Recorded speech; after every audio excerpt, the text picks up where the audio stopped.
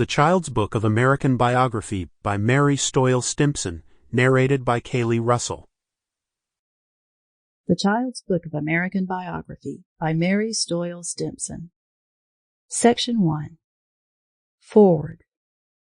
In every country there have been certain men and women whose busy lives have made the world better or wiser. The names of such are heard so often that every child should know a few facts about them. It is hoped the very short stories told here may make boys and girls eager to learn more about these famous people. George Washington. No one ever tells a story about the early days in America without bringing in the name of George Washington. In fact, he is called the father of our country. But he did not get this name until he was nearly 60 years old, and all kinds of interesting things, like taming wild colts, fighting Indians, hunting game, fording rivers, and commanding an army, had happened to him before that. He really had a wonderful life.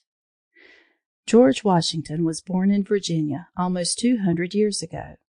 Virginia was not a state then. Indeed, there were no states. Every colony from Maine to Georgia was owned by King George, who sent men from England to govern them. At the time of George Washington's birth, Virginia was the richest of the 13 colonies. George's father, Augustine Washington, had a fine old Southern farmhouse set in the midst of a large tobacco plantation. This farm of 1,000 acres was on the Potomac River.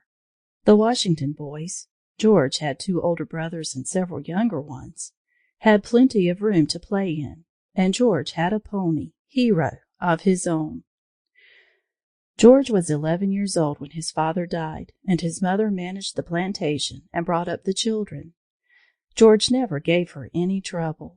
He had good lessons at school and was willing to help her at home.